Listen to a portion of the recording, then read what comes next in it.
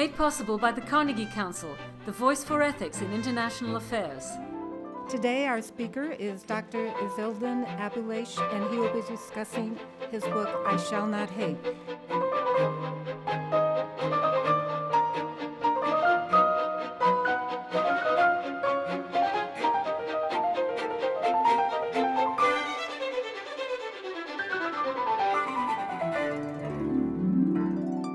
Palestinian Dr. Izzeldin Abuelaish uses his personal tragedy as a call to action, arguing that a shift in personal values are a necessary condition for peace in the Middle East. We now present Izzeldin Abuelaish.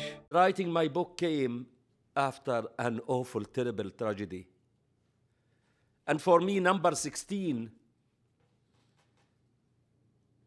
I don't know to like it or not, but it will never be erased from my mind. 16th of September 2008, 4:45 p.m. is the day when I lost my wife of an acute disease.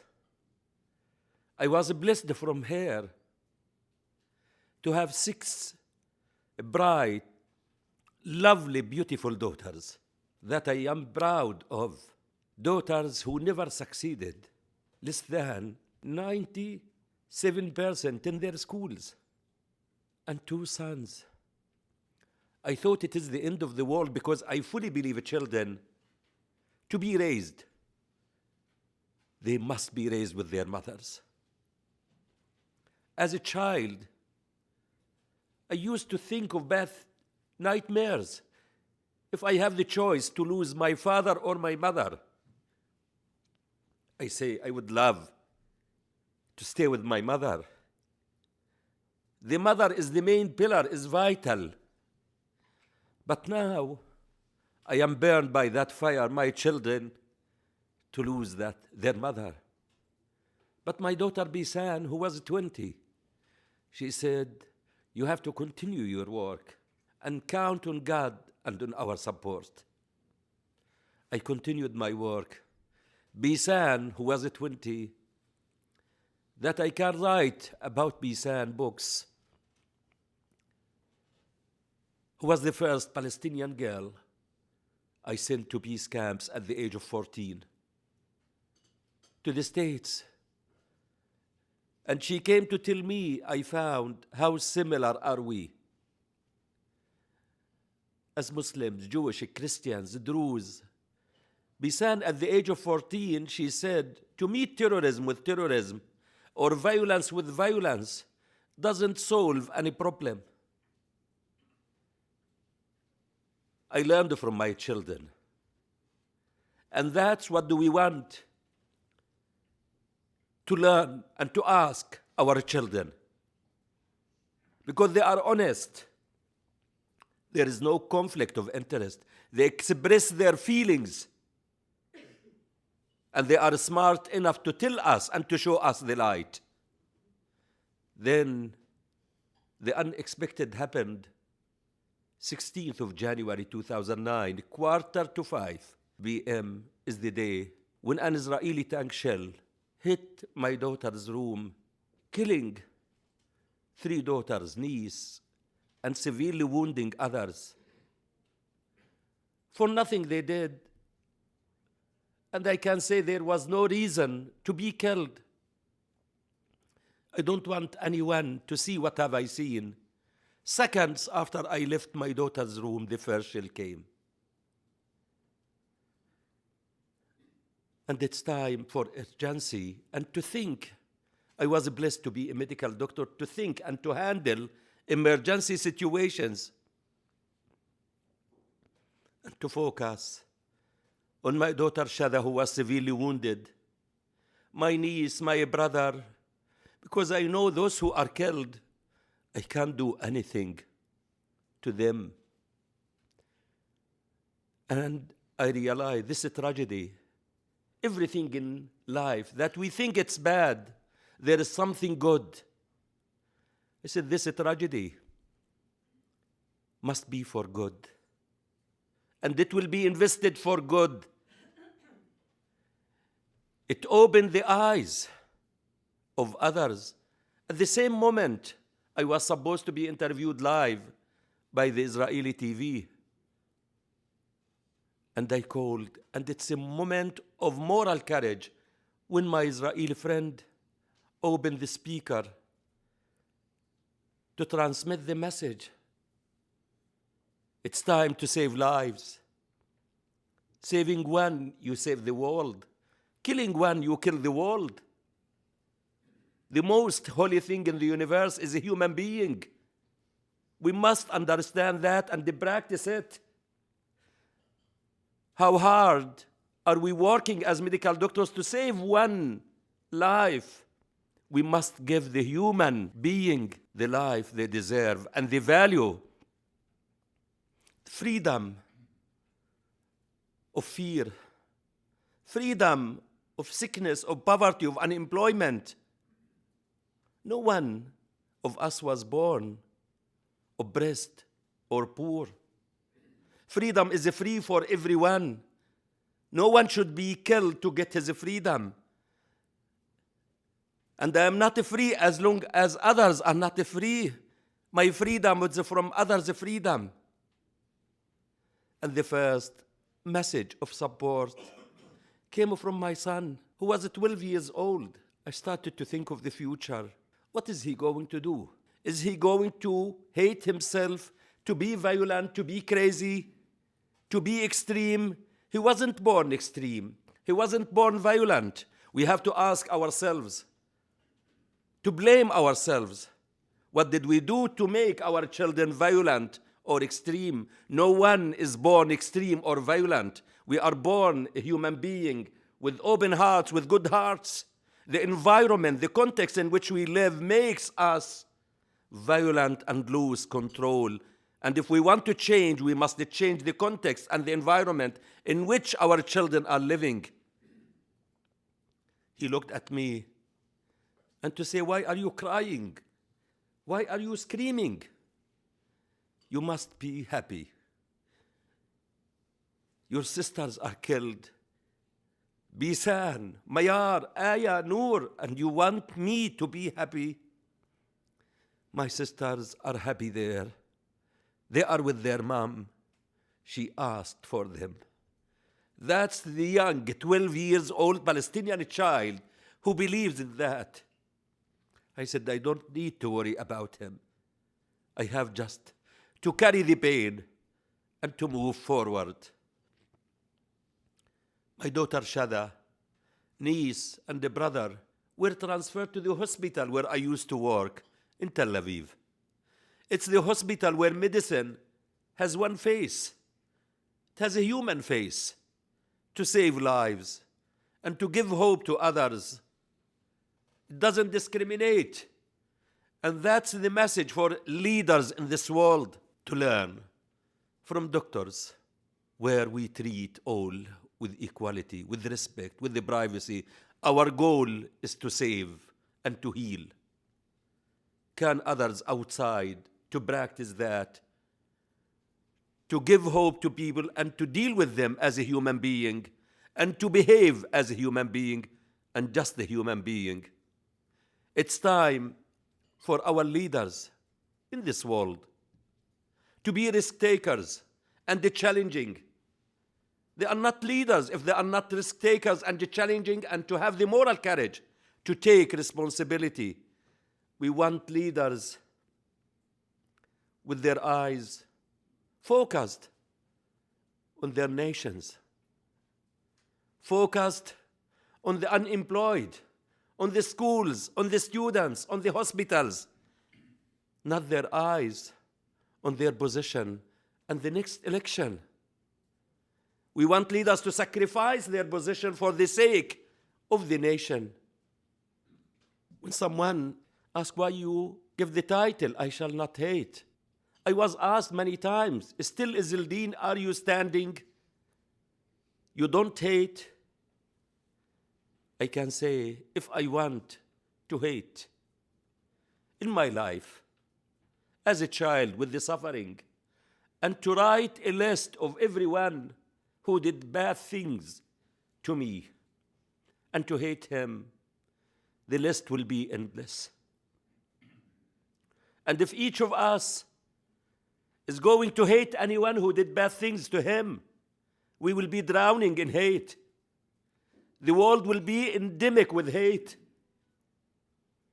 I am not going to hate even the one that I want to hate. Is he thinking of me? At all. He is not. I must carry the pain, the wound, the scar, and to move forward, but to send messages to the one that I plan to hate. I will never collapse. I am stronger. I am standing steadfast to challenge you and to send you messages of wisdom, of good words, and most important, messages of success. Hate is a fire that wastes and eats the one who carries it. Hate for me is a chronic disease. You will never be cured. Hate is a poison. Once we are injected with it, you will never recover from it. Don't allow. But we want to be angry, outraged about what is happening in this world, of not accepting it, where our anger, outrage, gives us the energy to invest it in a positive way of not accepting and doing something, not just to be moved emotionally. We want to do something. The patient in the hospital, he doesn't need words. He needs action. He needs a prescription to be treated, to be cured, and to get rid of the hospital. And that's what is needed in this world. The right prescription to save this world. The antidote of hate and revenge is success. Not to lose the direction, to be focused. My daughter Shada, that I am proud of, as other daughters, who was 17. She was studying day and night during the war to be one of the first 10 in Palestine in the high school. She was severely wounded, and she remained in the hospital a few months. She lost the sight in one eye and 2 fingers. But she didn't lose hope and the determination. She said, I have to go before completing her treatment to continue my study. She went and she sat for the exam with all the difficulties of the exams. It's a standardized exam for the whole of the Palestinian Authority, and they don't care what did you pass through in your time. The day we moved to Canada, they announced the result, and she succeeded as nothing happened. She succeeded 96%, and now she's studying computer engineering at the University of Toronto. That's the success, to send messages of success, not to collapse, and to be focused and determined. That's my daughters. What did they do? I am here to give you hope. Hope is my life. And your life, as long as we are breathing, there is hope. But hope will never be achieved if we didn't act. It's a matter of action. It's good to be here, moved emotionally. But what makes the evil flourish is good people to do nothing, just to watch it. That's what do we say, the silent camp, which is the majority of the people who are watching it and allowing the minority to dominate by their actions. Loud voice. It's time for us and no one to think that he is far away from the fire and the risk. Maybe the distance is far, but at the end, we all live and ride the same boat. Any harm induced to it, all of us will suffer from it. It's a matter of action. Actions resonate more than words. And I can tell you the story of a young girl who believed in action. Don't underestimate your action. Don't reject yourself. Start to do. Don't wait for others. The young girl who was sitting on the shore when hundreds of starfish were thrown out by a heavy tide. She started to think of saving, to throw one by one. As a young girl, with her good heart, a man crossed that girl and asked, "What are you doing?" She said, "I am saving lives." As a young girl who will be a mother one day, to feel and to value life. He said to her, "But there are hundreds. It is not going to make any difference." With her confidence, with role model, with evidence-based action, she threw another one, telling him it made a difference to that one. So it is important for us to do, to save, to help, to give a smile to anyone. The change will never come from outside. The change starts, first of all, each of us to take the responsibility and to be honest with himself. What can I do? My daughters, who were able to see their names written in sand 2 weeks before they were killed, when I took them to the Gaza beach just to heal from the first tragedy. But where are their names written now? They are written in stone on their tomb. And for those girls who were able to plan, Bisan was supposed to get her BA a few months later. Mayar, who was 15, who planned to be a medical doctor, and Aya, who planned to be a journalist. And they have a father who can help them. What about other girls in this world who are deprived of the resources? And personally, in my life, I am in debt to my mother, my wife, and my daughters. And I fully believe in the role of girls and women. It's not women's status or women's rights. It's women's role. It's time for women to be part of the decision-making. And I fully believe any country's development. I worked in many countries. Any country's development is not measured by the GDP or the income. It's by women's education. Women's education is the key to development and to success and to give the woman the right role. Give me 5 women in the world, in the history, who were behind the tragedies in this world. You can't find. I would love to see one day 2 women are negotiating between countries to create peace and to give a humanity and to understand that peace can come through participation and engagement of the hearts and minds of women, to engage them. A healthy, educated girl and woman will raise healthy, educated children, husband, family, and community and nation. It's time. Let us try.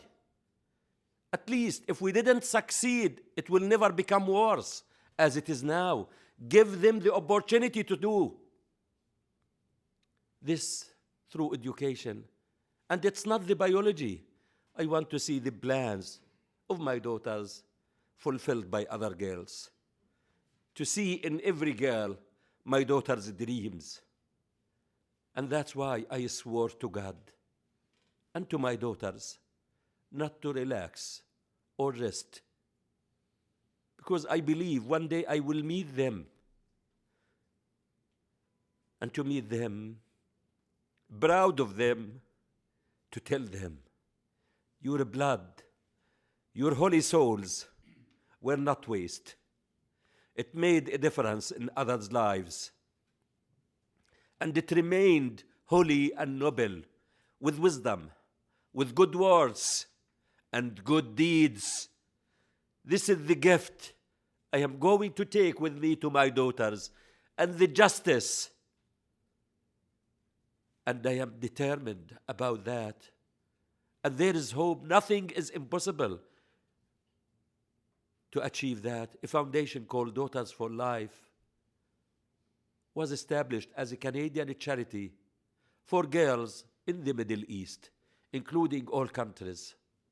The first project will be this June to give 35 awards to newly graduate females from 6 countries, from Egypt, Palestine, Israel, Syria, Lebanon, and Jordan. That's what can I say. I am doing my part. And it's time for every one of us to do his part. And for us as Palestinians and Israelis, I can say, it's a crazy time now, but all of us must take responsibility and to speak loudly, not to generalize, and to understand. Our enemy is our ignorance of each other. We don't know each other. We are close geographically, but far mentally and spiritually. It's time to smash those mental and physical barriers. Peace is a joint project, especially between Palestinians and Israelis. It's not working away from each other. We must work jointly and to build the bridges, not to build walls. The existence, safety, security, dignity, and the future of the Israelis is linked to the existence, safety, security, dignity of the Palestinians. We are one. We are like conjoined twins with one heart and one brain. Any harm induced to one will affect the other. We have to realize that and to understand that military ways, violence, proved its failure. Not today, decades ago. The means of fighting have changed. Look what is happening in the Middle East. They are not fighting with weapons. Technology, minds, information, knowledge. That's what do we want and to teach our children. Dear friends, with all of my heart, I believe in you. I believe in you. Have hope. Have faith. But take action. And in our life, we have priorities. And our priority in life is our future. But who is the future? Our children. It's time to make a difference and to understand that the roadmap is not the territory, but the humanity and the future at that time will be dressed differently. I assure you, this world can be changed, and I will continue in that way till we celebrate that day. Thank you, and God bless you. I've been very frustrated and angry myself about the result of our leadership here and other people. But my question has more to go back to what you said about the school, the girl education. And my husband, who was not here today, asked me to ask you, are you optimistic for academic and professional exchange? Is it possible for more Palestinians to study in Israel? And my last question is the idea of scholarship realistic or not? I think it can happen. It may be faced with the challenges, with the crossing the borders, with permits. But I established the foundation because of that. And we were lucky to have 20 scholarships to come to Canada. And we are looking in any place in the world because the traveling has many benefits. We need those girls to be exposed to other cultures, to be equipped with the means, full scholarships to come to Canada to study, undergraduate, undergraduate. The issue of permits for girls from the West Bank to come to Israel, even for patients. But it's difficult, but it is not impossible. We are not engaged in any security issues. Anyone who is against security, we don't want them, but to enable the people who are with goodwill to go, to study, to communicate, to understand each other. It's time. It's time, because our problems, I learned that from my practices in Israel for more than 15 years, our problems is lack of communication. And as long as there is lack of communication, there is lack of trust. Let us communicate, meet with each other, to know each other. It will help more and more. Why to meet here in the States? Why not to meet in Ramallah, in Tel Aviv, in Haifa, in Gaza? That's what is needed. It will be cost effective not to waste the resources. It's easier for the Palestinian to meet the Israeli in the States, but they can't meet in Ramallah or in Tel Aviv or in Jerusalem. Well, I just have to thank you and say that you are eloquence personified. So really, thank you for sharing your message. Thank you. Thank you. Thank you. We hope this program was informative and provided some perspective on the underlying ethical issues.